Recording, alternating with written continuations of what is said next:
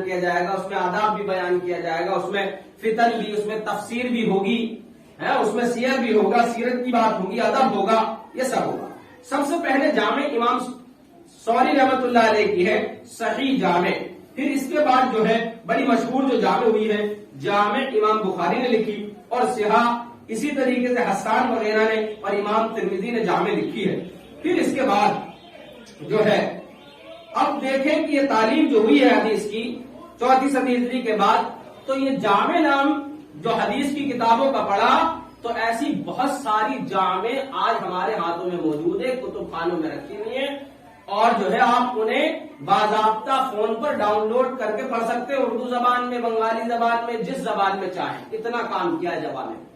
پھر اس کے بعد جب ہم آتے ہیں دوسری جو قسم ہے اس دور میں 4 صدی کے اندر جو لکھی گئی ہے حدیث کی کتابیں، چوتھا دور جو چل رہا ہے، تو اس میں مسند، جس کتاب میں صحابہ کرام کی ترتیب پر حدیثیں جمع کی جائیں، چاہے وہ حروف تہجی کے لحاظ سے یا اسلام پہلے یا بعد میں قبول کرنے کے لحاظ سے حدیثیں لکھی جائیں، اس کو مسند کہتے ہیں۔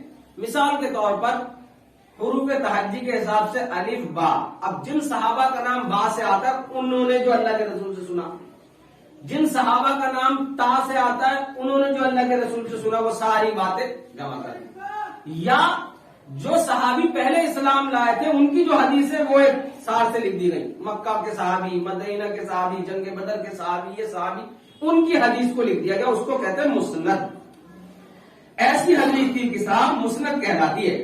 سب سے پہلے مسند امام کاظم بن موسیٰ جعفر صادق رحمت اللہ علیہ کی ہے، پھر ابو داؤد طیالسی نے مسند تعریف کی، جامع ترین مسند امام احمد بن حنبل نے لکھی ہے، پھر اس کے بعد ربیع بن صبی ہے، نعیم بن حماد ہے، ابن ابی عاصم ہے، ابن ابی عمر ہے، فردوس دیلمی وغیرہ بہت ساری مسانید ہیں۔ بہرحال تیسری قسم جو آتی ہے حدیث کی کتابوں کے تعلق سے، اس کا نام ہے معجم۔ معجم کیا؟ اگر کسی شاگرد نے استاد سے، جس بھی استاد سے علم حاصل کیا ہے، درس میں بیٹھ کر حدیثیں سنی ہے، وہ صرف اپنے استاد سے بیان کردہ حدیثیں لکھتے، اس کو معجم کہا جاتا ہے۔ اساتذہ کی ترتیب سے ان کی مروی حدیثیں جس کتاب میں جمع کی جائے وہ معجم ہے۔ اس کے موجد ابن قانے ہیں۔ معاجم کو حروف تہجی کے اعتبار سے ترتیب دی جائے، اس کے 3 معجم ہیں۔ اگر آپ دیکھیں، بہت طبرانی نے جو ہے معجم کو لکھا ہے سب سے پہلے، معجم الکبیر، معجم الاوسط، معجم الصغیر۔ پھر چوتھے نمبر پر آتی ہے سنن، وہ کتاب جس میں حدیثیں سنن کے اعتبار سے، احکام کے اعتبار سے جمع کی جائے، یعنی ابتدا سے مسلمان ہونے کے احکام کیا ہے، غسل کے احکام، پھر وضو کے، پھر نماز کے، پھر ایمان لانے، پھر مسجد سے نکلنے، مسجد میں داخل ہونے، گھر میں جانے، پھر اس کے بعد نکاح، عقیقہ، وہ سارے احکام آئیں گے، اس کو سنن کہا جاتا ہے، تاکہ پتہ چل جائے۔ بہت ساری سنن ہمارے پاس موجود ہیں جو مدارس میں پڑھائی جاتی ہیں، سب نے پڑھی ہوں گی۔ جو بھی مدرسے کا ادنا سے ادنا طالب علم ہے، جس کو ہم عالم کہتے ہیں عام زبان میں، مولانا تھوڑا کم، مولانا نے بھی پڑھی ہوں گی۔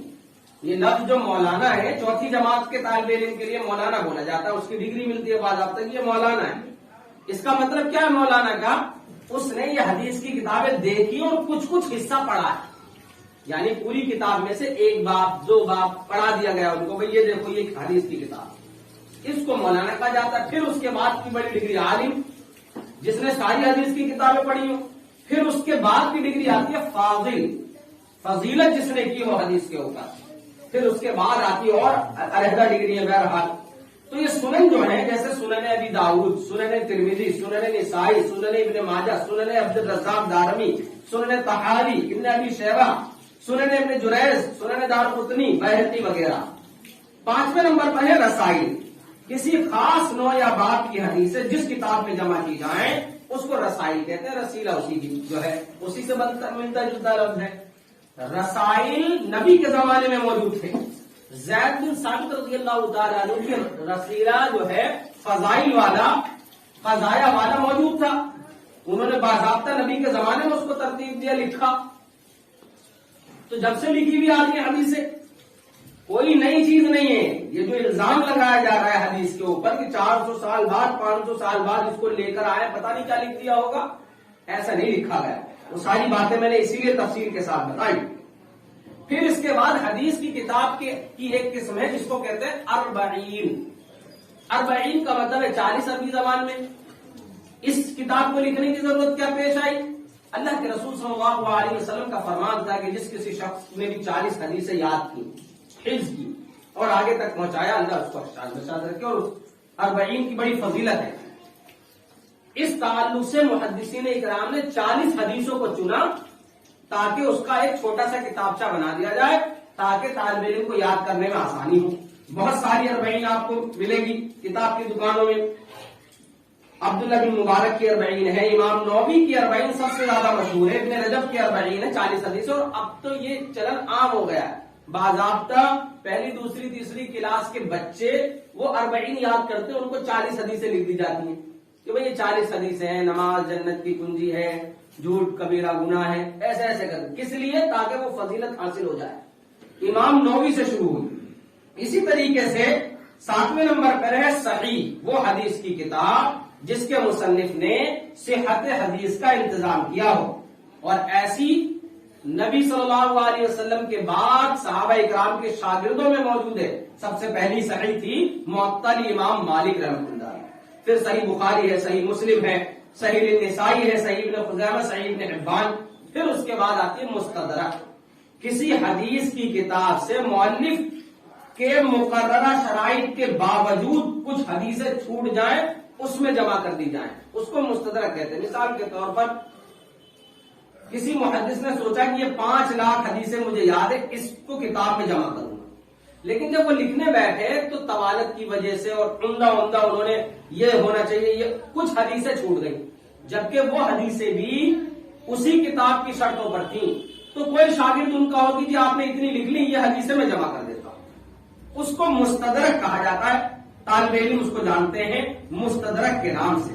یہ 7 قسمیں ہیں حدیث کی کتابوں کی کہ جو آپ باضابطہ اللہ کے رسول صلی اللہ علیہ وسلم کے فرامین ان کے اندر تلاش کر سکتے ہیں.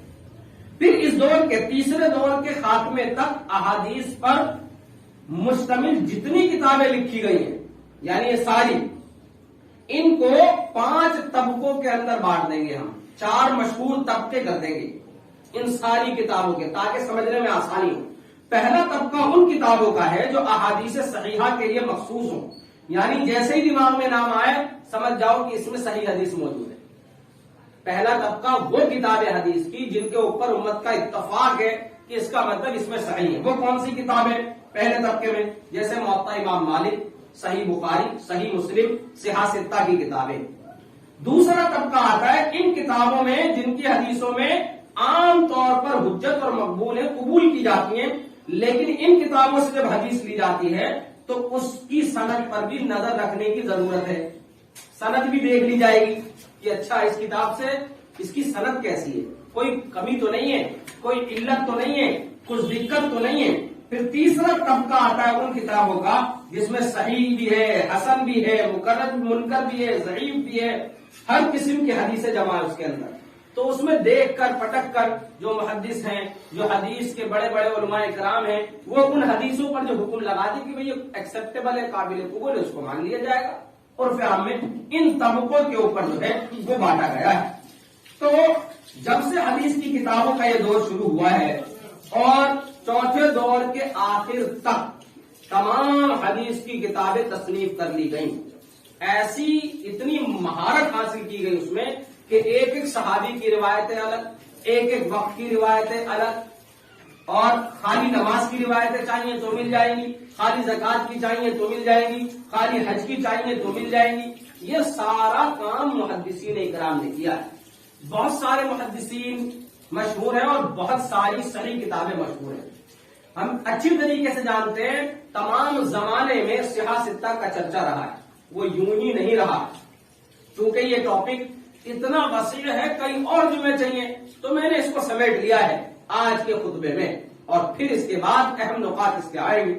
تو بہرحال یہ حدیث کی جتنی بھی کتابیں کئی جمعوں سے جو بیان کی جا رہی ہیں، جو دور بیان کیے جا رہے ہیں، جو محنتیں بیان کی جا رہی ہیں، اس میں صحاح ستہ کا مقام 6 حدیث کی کتابیں اور ان کے لکھنے والوں اعلیٰ ترین مقام ان کو ملا ہوا ہے. اس کے تعلق سے جو ہے تھوڑی بہت گفتگو ہے. آج تک جو ہے جتنی بھی بے شمار کتابیں لکھی گئی ان میں سے 6 کتابوں کو بڑی مقبولیت حاصل ہوئی جو آج تک مدارس اسلامیہ کے 10 میں شامل ہیں. اہل علم بڑی اہمیت